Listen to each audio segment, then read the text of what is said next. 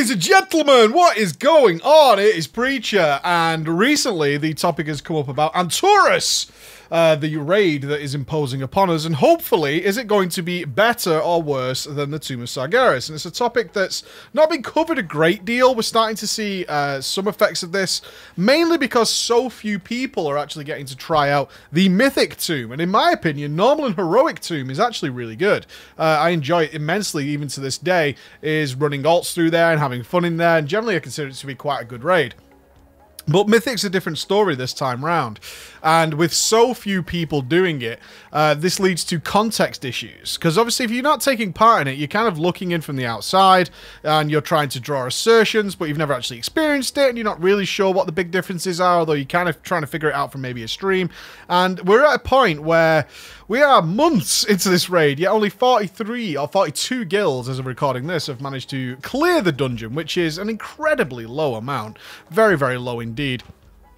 So, I've mentioned on stream and in the web show that if the design technique that Blizzard is using continues into Antorus, sorry, stumbling on my words, continues into Antorus, then I'm going to stop raiding for a bit. It's not wouldn't be the first time. I've stopped raiding a couple of times to free up my evenings in order to do other things, because obviously if you are raiding, then you're giving up a significant amount of time per week to do something that you hopefully enjoy. Now, raiding is one of the funnest things that I do in the game, but Tomb is not fun. I'm talking specifically about Tomb Mythic.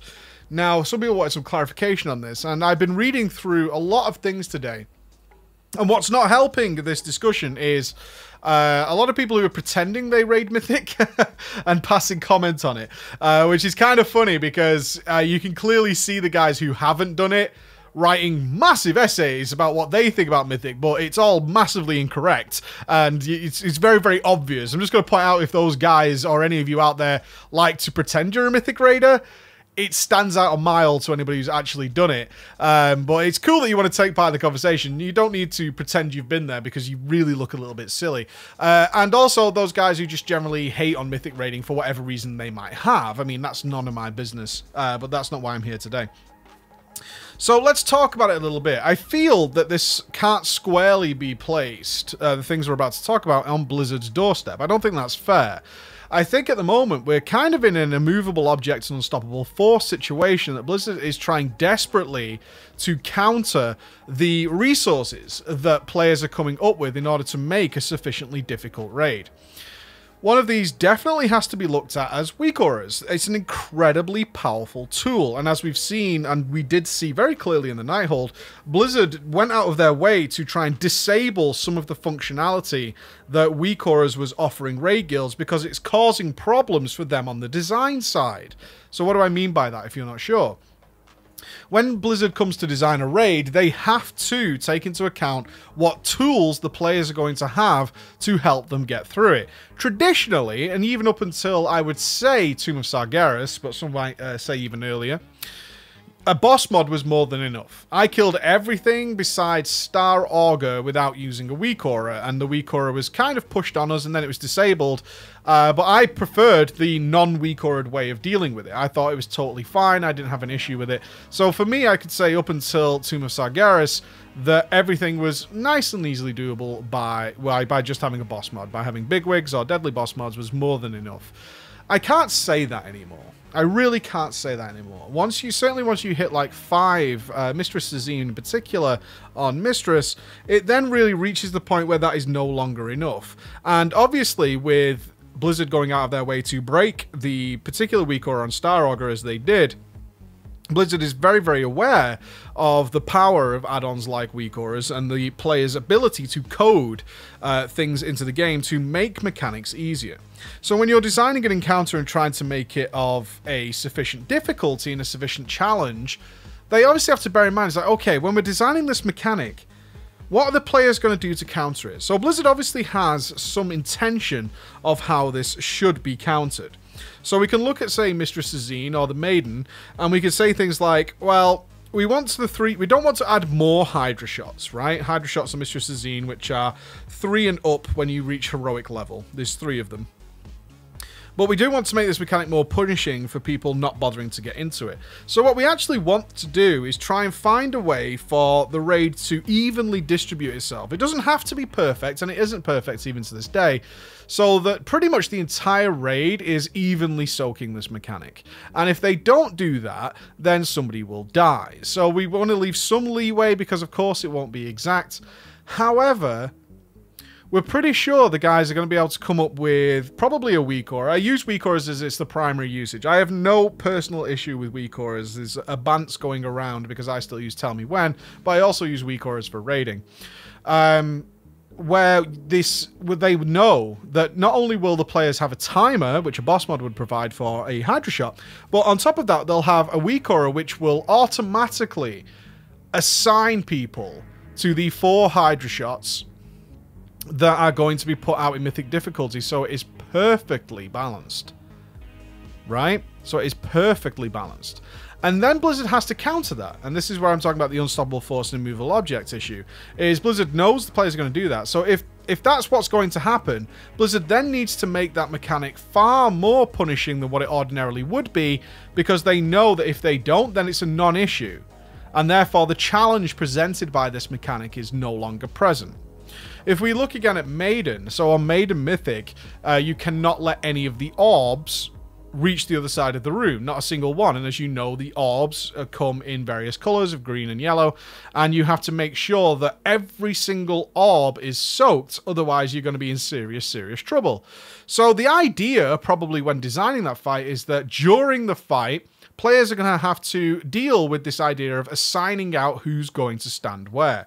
And then, of course, what actually happened is that a weak aura was created, which automatically figures out what buff you have, where probably you're stood. I'm not 100% sure how it works myself, but it probably assumes a certain mechanic, a certain strategy is taking place, let's put it that way, and then dictates, you're going to stand here, you're going to stand there, and everyone just gets a little label, and that's it. So that entire mechanic is nullified without anybody speaking or any communication going on. This supposed challenging part of the fight is actually taken away completely because you simply have a automatic cue that says you're going to take the inside lane or the outside lane or the middle lane. That's your job. That's it. There's no need to talk about it. No need to worry about it. No need to stress. Everybody's assigned properly. And the only thing that can go wrong there is people just not doing their job, which is standard in any fight from normal and upwards. With access to all these powerful tools, it's somewhat unsurprising that Blizzard has had to go down the route of making everything extremely punishing.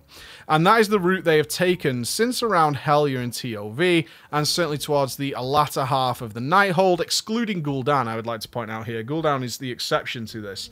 But all the way through Tomb, certainly as you go from, say, Sisters onwards, Blizzard has taken the route of making the Mythic difficulty an absolute overwhelming abundance of things that will just try to murder you horribly, and that's it. And there isn't much else to it, and this is where people are running into the fun issue. So what am I talking about the fun issue? Well, it's not hard to see. Now, I'm not going to point fingers, yet I will tell you that this information is completely freely available. If you look at the guilds that have killed Kil'jaeden, and those who were in the last tier, very much so in the top tier of Mythic Raiders, who have yet to kill Kil'jaeden, you're going to see something rather interesting. What you're going to see is many guilds who have defeated Kil'jaeden, yet have not, absolutely not killed him again. And this is a big problem, because they're deciding it's not worth their time. Similarly, those who've defeated Fallen Avatar have decided not to progress on Mythic Kil'jaeden.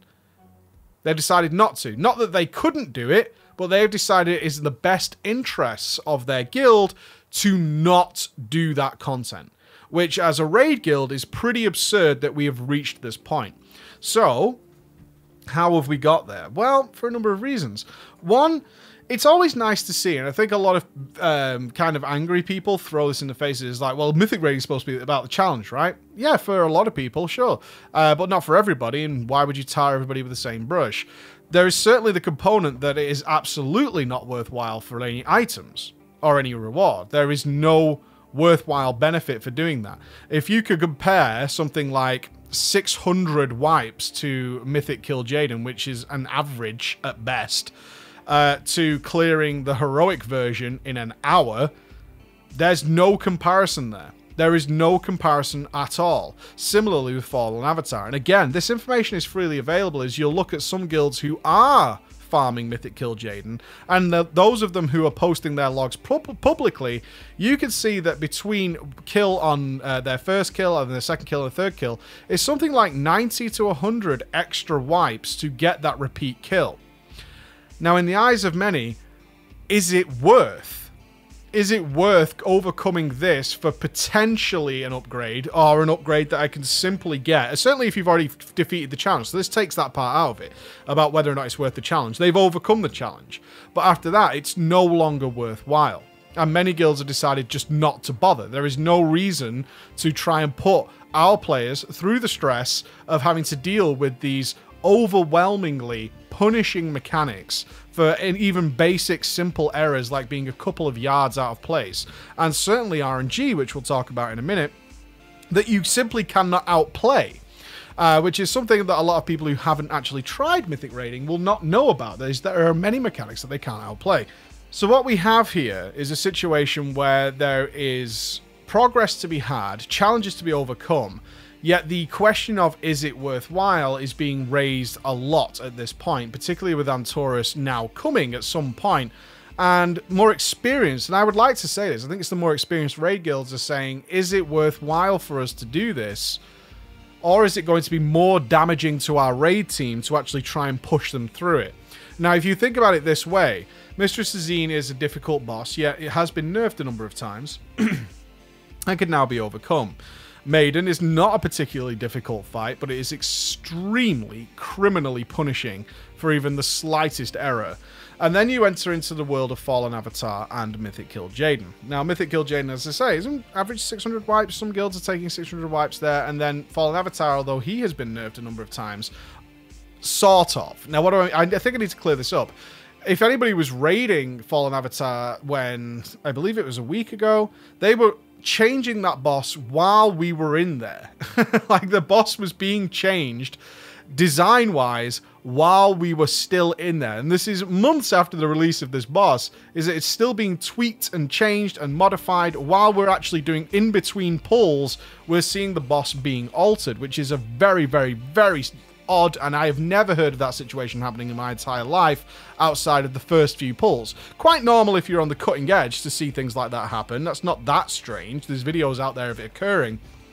But to be months after release and see Blizzard messing around with how this boss should work, changing HP values, changing damage values, and so on and so forth, is a little bit odd. There's obviously a problem. There's a problem with how Tomb is designed.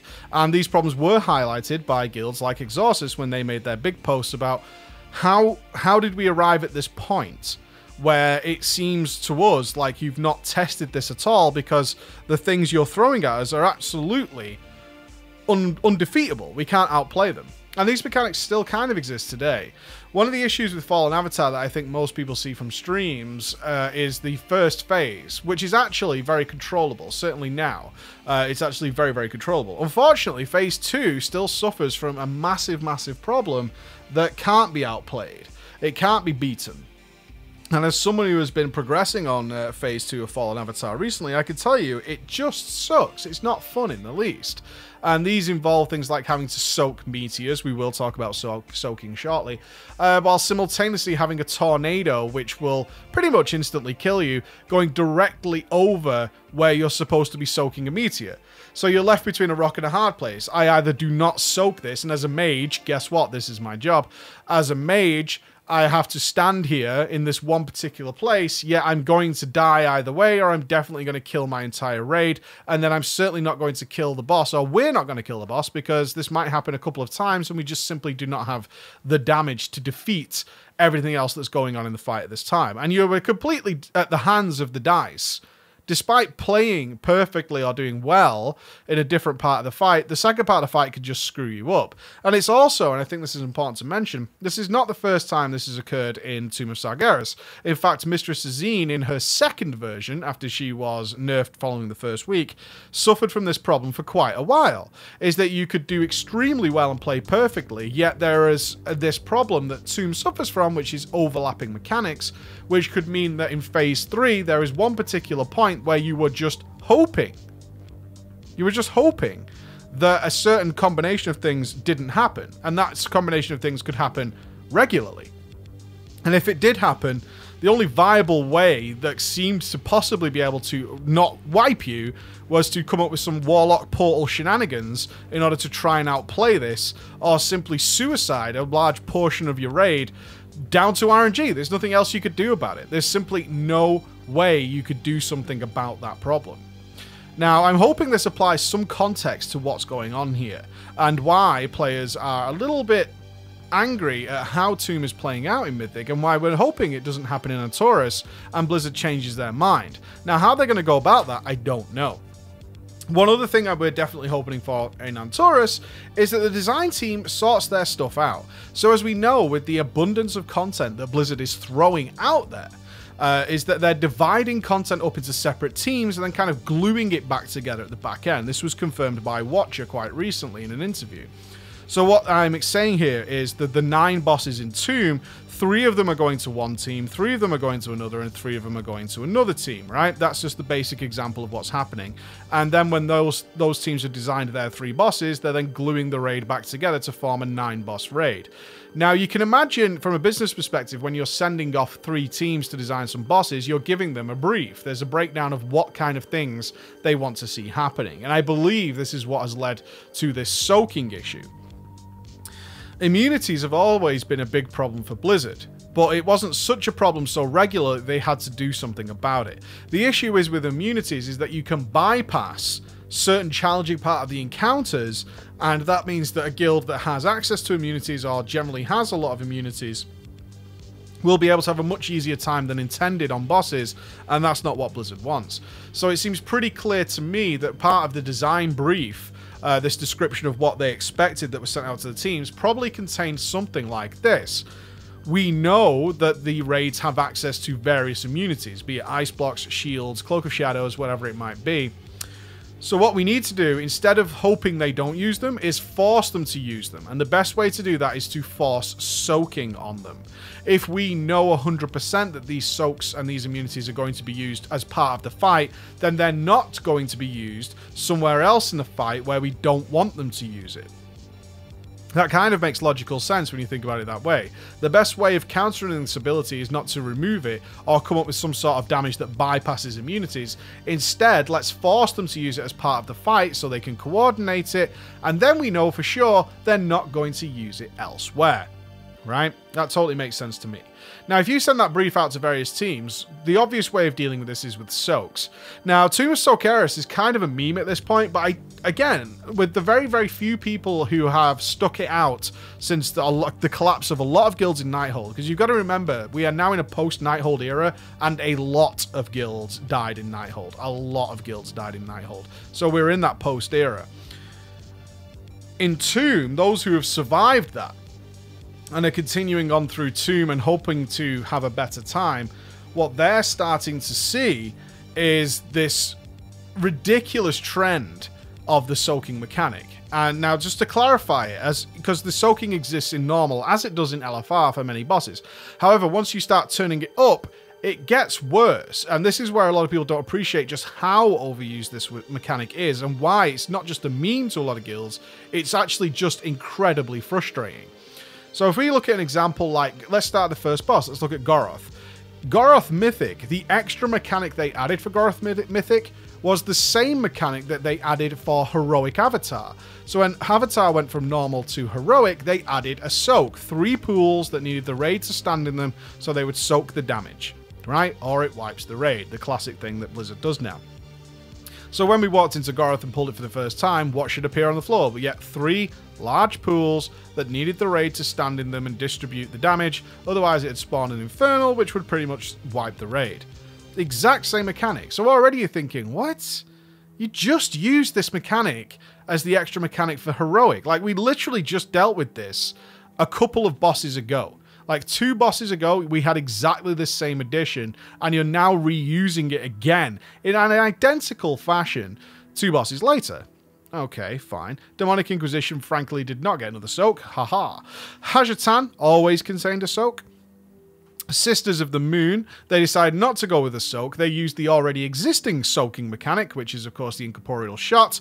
But this time they made the glaive pretty much one-shot you should it hit you. Now, Miss Sisters of the Moon is actually one of my most preferable bosses in the Tomb of Sargeras. I think it's okay. Besides the last phase lasting a little too long and basically just trying to kill you as much as possible with the same mechanic over and over again, hoping somebody will make a mistake. That seems to be what it feels like to me. It's quite a good fight. It's one of my favourite fights in Tomb in its current state. Not to say it's a stellar fight or an amazing fight, I don't think it is, but out of what's on offer, I certainly think it's the best.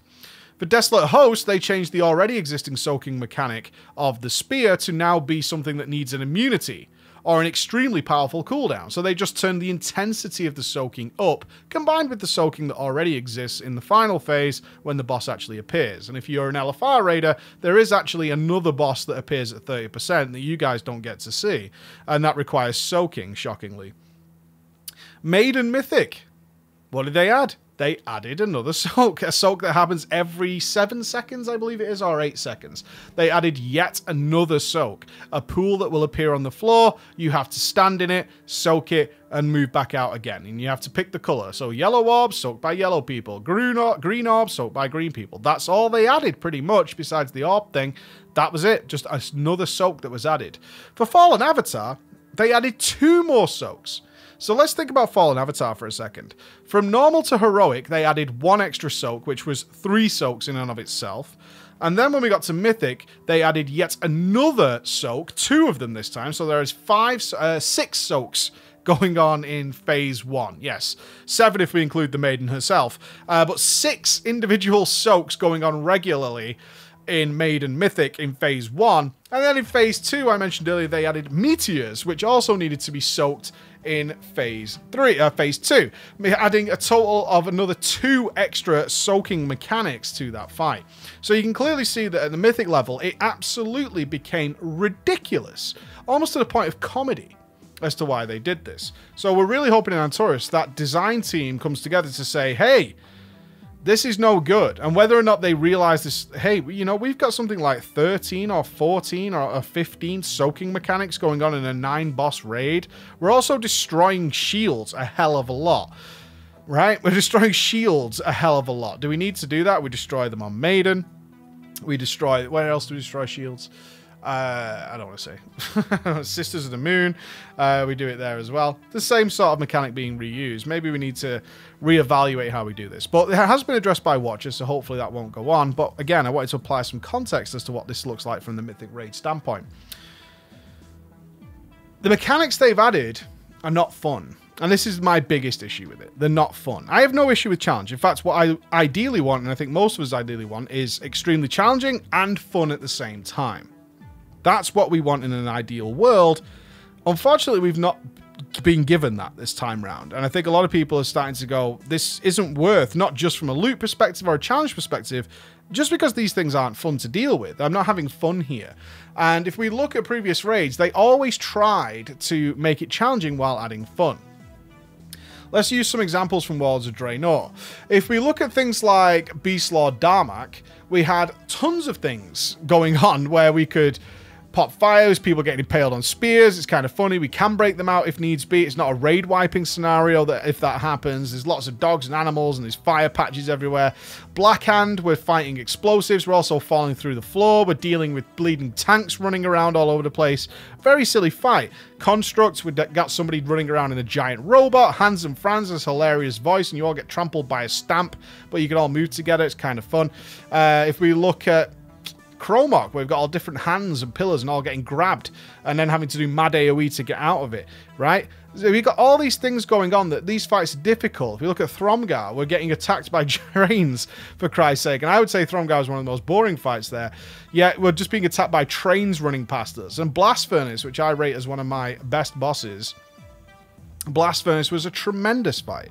If we go into Hellfire Citadel even further, Archimonde himself and Manaroth were dealing with glaives, knockbacks, sprints, which is all very enjoyable to deal with, all kind of fun. We're filling it with pools, we've got baiting going on, we've got ads coming on for crazy AoE, and Archimonde has all kinds of things going on with ads going into the Nether Realm, dealing with all these cool, interesting things that are happening that keep you engaged. It's not just about murdering you. And not only that, those fights, if a person dies, it isn't game over. In any of those fights, it's not a game over. But Blizzard has decided to add game over to individual mechanics more and more and more and more and more, which makes the fights incessantly more frustrating for people who are doing them regularly, because it also kind of means that gear is irrelevant. If the mechanics of the fight from day one are designed to obliterate your entire raid should one person make a mistake, and that's somebody who might have lagged. It might not be their problem. It's an internet game after all. This happens. It might have lagged, or suddenly something caught their eye and they missed something that kills you in 0.2 of a second, which happens pretty regularly at this level of raiding. Not only does it kill them, but it actually kills everybody else as well. Reset, start again. And this is prevalent all the way from Mistress to Maiden to Avatar to Kill Jaden, is all these things happen where your raid is just instantaneously obliterated due to one person's minor error. In most cases, it is a minor error, and that's something that leads to just resetting and restarting. Again, though, I think we have to bear in mind that given the way raids are now, we have access to all these tools where Blizzard has to turn the punishment up in some way, but they forgot the fun. I think the prime example of this and the overlapping of these murderous abilities is probably Mistress Sazine. I know a lot of people who like Mistress Sazine, but I honestly think it's one of the most unintuitive and boring bosses they could have created. So let me explain why, for those of you who love it or perhaps don't understand what's happening at Mythic. So Mistress Sazine in its Mythic level has 4 basic mechanics. We've got 4 Hydra shots to deal with. We have the large whale shark that dives through the middle of the room. You'll all have seen that. Most of you have seen Hydra shot at some point. We also have the Devouring Maw coming in, and we have Slicing Tornadoes, which will cover the entire room, so you have to block them strategically. So we have an interesting idea here. First of all, that ads need to die at certain times. Sometimes we need to blow them up extremely quickly, other times we need to leave them alone, and therefore your DPS has to be controlled. That's kind of interesting. That's okay. If we get that right, it's really quite satisfying, and if we get it wrong, you're kind of like, who's AoEing here? We told you not to, right? Hydra shot, taken care of by a weak aura. So, again, it's not a challenging mechanic. It is what it is. Not being in the middle of the room, it's not difficult to deal with, right? If there's something under your feet, get out of there. I didn't mention Consuming Hunger here either, and I don't think a lot of people know what this is. So Consuming Hunger is a murloc that dives on your back, and you'll stay there for 2 minutes doing significant damage, unless you intentionally get yourself stunned by electric jellyfish. That thing that you ordinarily will just move out of, certainly if you're doing LFR or normal. In Heroic and Mythic, you actually want to get hit by that to clear your murloc off you, should you have it, and then be dispelled from the stun before a tornado hits you or a shark eats you or something like that. Now, I said this fight was counterintuitive, so let me explain what that means. The additional mechanic to this is, in fact, the bufferfish. The bufferfish. What is the bufferfish? Well, it is a fish that appears around the side of the room, and if you pick it up, you will start gaining a stacking damage buff. That sounds kind of fun. If you like seeing big numbers and you like doing big damage, that's kind of cool, right? Unfortunately, though, it's also programmed in a way that a large shark will come and eat the fish, and if you are holding the fish, it will eat you as well. So we get 5 of these fish at the same time, which means that at a certain point, 5 sharks are going to appear and gobble up the area wherever that fish should be. So you have to drop your fish, and you do that by taking damage. So you have this cool, kind of interesting mechanic of picking up a fish and then trying to avoid any and all forms of damage in order to keep your bufferfish alive and get as most damage out of it as possible. The issue is the timing of the shark arrival is based on the boss HP, which means as your gear gets better, you get less time with a bufferfish. And in fact, it now gets to the point, if you farm this a couple of times, that you will notice that unless you're getting the first bufferfish, you're actually holding it for something like 6 or 7 seconds before you're having to take damage to get rid of it. And the more interesting part of the fight actually now becomes one of the biggest hindrances, because you don't want to ignore it, because that bonus damage is important, but at the same time, you're picking it up, you're doing what you can with it and getting rid of it as fast as possible, because you're getting no time to kind of enjoy it. It's just an extra thing. It's like shooting off a one-shot cannon and then you're going back to doing what you're ordinarily doing. On top of that, the actual gameplay, I was talking about fun earlier, the gameplay of the fight is actually extraordinarily simple. Don't get hit by anything. But other than that, you're just following the boss around and just sort of cleaving, and that's it, for like 7 or 8 minutes. It's a very long fight. So in order to introduce difficulty to this fight, Blizzard created these mechanics, and you might have noticed when I reeled them off that they're not difficult to deal with in and of themselves. They're actually relatively simple. We could say Hydra Shot's the most difficult, but again, it's taken care of by an add-on for most players, so it's not that bad. So in order to actually kill you on this fight, Blizzard does what it's become quite famous for in Tomb, which is just overlapping them, creating many extremely deadly but simple mechanics, and then just stacking them on top of each other all at once, in order to try and murder you horribly. And that's where the challenge comes from. So while you might be able to deal with Hydra Shot, no problem. You might be able to deal with the sharks, no problem. And anything else, no problem. At the end of the fight, they're just going to throw everything at you all at once. So you have absolutely no room, and you've got 4 Hydra Shots going off, and you've got purple pools appearing absolutely everywhere, which are going to start ticking and murdering your raid at the same time, while simultaneously having slicing tornadoes moving through the room as well. What this led to for a long time, and I believe it still exists, but it's less of an issue now she's been nerfed again, is that you could play perfectly all the way up until the last phase of the 3-phase fight that it is, and then be utterly, utterly blocked because these overlapping abilities, which just were on a timer that they would overlap at some point, they could cut off the room in such a way that without using some crazy Warlock shenanigans, you were never going to get out of it. And that was it. You were done. You're done for. And that's not fun. It's not fun at all, is it?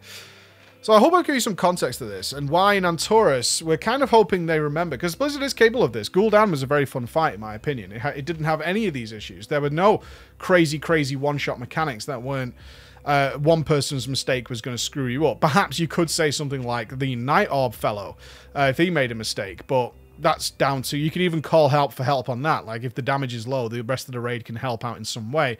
So I wouldn't even count that. This was a fight that was purely in control of the players, had plenty of challenge to it and plenty of ways to die, yet it was in control of the players of how they wanted to tackle it. Whereas now, it very much feels, and I think a good comparison here, but I'm not sure many of you ever did it, was the Iron Maiden's fight in Blackrock Foundry. So the Iron Maiden's fight had a very awkward phase of cannon fire filling most of the room that would pretty much kill you. It was easily the most tedious part of the fight because you just moved around and didn't stand in things. But that was countered. That was countered by having not only several of the mechanics going on, which was somewhat interesting, but also people flinking off to a boat and dealing with stuff on a ship and then swinging back over in this Indiana Jones style and having good fun doing that and coordinating between boat people and land people as to what was happening. You had all this stuff going on. What Mythic 2 feels like is just the cannon phase, but that's the whole fight. Instead of it being this 3 or 4 cannon shots that you have to avoid, in fact, that's just all the time now. And it's just bombing you. So that's what a main issue that a lot of guilds are running into right now, why they've decided it's actually better not to bother with these mechanics. And I hope I've given some context as to why many of us are hoping this doesn't continue into Antorus, because more of the same is just wearing very thin. It's wearing very thin, where it's just a case of don't die to the stuff. There's not any DPS checks anymore, and that's not surprising, considering most players are going full out from day one. It kind of makes sense that they're not bothering with trying to make some sort of crazy DPS checks, because they'll be automatically defeated by most players. So I'd love to hear your thoughts on it. Thank you so much for listening. I'll see you again. Bye-bye.